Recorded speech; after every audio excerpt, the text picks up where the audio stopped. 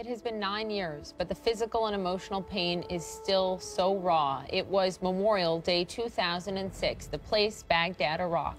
CBS reporter Kimberly Dozier and her crew, along with a member and members of the U.S. Army Patrol, were out filming a story. But what started out as so many other days had begun in the war-torn city turned into an absolute nightmare. A car bomb exploded right alongside their caravan, killing CBS cameraman Paul Douglas, CBS soundman James Brolan, and the U.S. Army officer her team was filming with, Captain James Alex Funkhouser. His Iraqi translator, known as Sam, was also killed in the blast.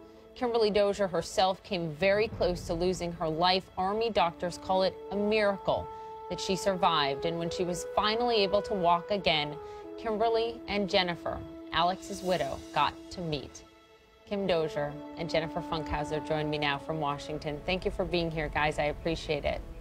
Thank you. Good to be here. It's a remarkable story. It's one that I certainly followed very, very closely, Kimberly, as you were recovering. And Jennifer, all of our thoughts are with you. I'm so sorry for your loss. Thank you. And for yours, Kimberly. So many innocent lives lost. What's amazing is how the two of you have come together in all of this. Can you tell me a little bit about that, Jennifer? Well, I was called almost a year after the attack and asked if we wanted to meet up, and I really wanted to. I really wanted the answers that I was searching for, and I wanted to be with the person who was with my husband in his final moments. Yeah, it was a chance for Jennifer basically to ask me to walk through every detail of that day, but also she wanted to know, what was he talking about beforehand?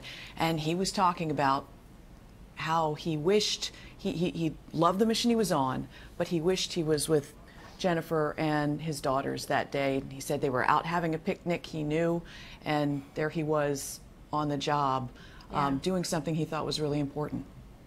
It's a struggle. It's this pull that so many of our men and women in the service feel. They want to be with their family at the same time they want to serve and protect their country. You have two beautiful daughters, Jennifer, who are there in the green room today with you. Caitlin and Allison, 11 years old and 13 years old. And I know your older daughter remembers him, remembers her father. Your youngest does not. So how do you keep his memory alive? We basically have pictures up everywhere. We talk about him every single day as if he was still there. I don't have it to where my house has been turned into any kind of memorial for him, but I make sure that he is definitely a part of our family every day. And Kim, you wrote extensively about this in your book, and you talk about the healing process, the physical healing process. I meant you went through dozens and dozens of surgeries, but also the mental healing process. How did Jennifer help with that? Well, the hardest thing when I came to was realizing that Paul and James, my team that day, had been killed, and that Captain Funkhouser had been killed. And trying to pay it forward and make up for that, I can never make up for their loss and the fact that I'm still here. So when Jennifer reached out, it was this moment of compassion and including me in her life. I can watch her girls grow up on Facebook, has been this amazing act of grace. And she's just done it again. For this weekend, she was invited back by the U.S. Army to be here in D.C., and she arranged for the children of the camera crew to be brought here as well. So Agatha Brolan and Joe Douglas are out at the memorial concert waiting for us to join them. And I know you all got together last night, Jennifer, right? We did. It was an instant bond, an instant connection, and I really, truly feel like all of us are bonded together for life. Yeah. I want you, Kim, to take a listen. No, I wanted to play you some of this sound from an Army doctor in the field who treated you after this bomb went off. Let's listen to that. At one point, her pulse stopped. She didn't have a heartbeat. She was as sick as you get, brink of death, basically. And you guys brought her back? Mostly the team that worked on this bed, from the doctor, the nurses, the medics. There were quite a few folks doing that. How lucky is she? I think she's really unlucky, actually. She should get hurt real bad. The fact that she's alive, of course, is great. It's a miracle, pretty much. A miracle. Kimberly, what goes through your mind when you hear that? How close I was to joining Paul and James and Alex and Sam, the Iraqi translator we lost that day. But also, you know, I'm still here, so I gotta make it count. And I know that there are a lot of men and women in uniform across the country who also lost someone, and you know, they're fighting to make the fact that they're still here count.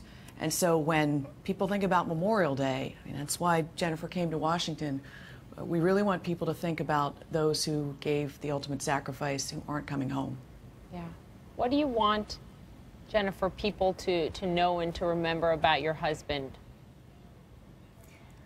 You know, he was an average American man. He loved his family, he loved the outdoors, he loved to grill some meat, and he loved to drink at the end of a hard day.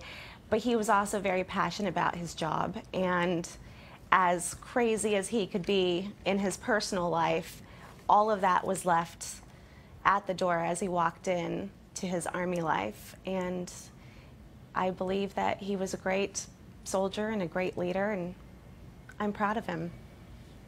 I think we're all proud of him, and we're all thankful to him and all of the others. You've said, Jennifer, that he did not die in vain, that he didn't always agree with every mission or what he was supposed to do, but he believed in serving his country and the reason that they were there. For all the people looking at Iraq right now and the situation in Iraq, what would you like to say?